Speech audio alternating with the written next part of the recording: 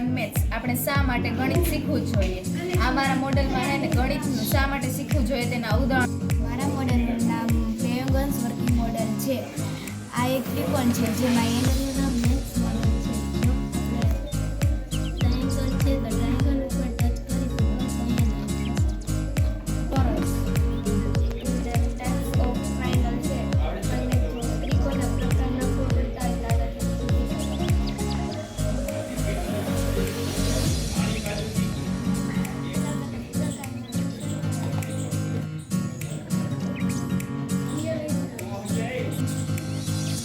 આપણે ઘડિયા પણ શીખીએ.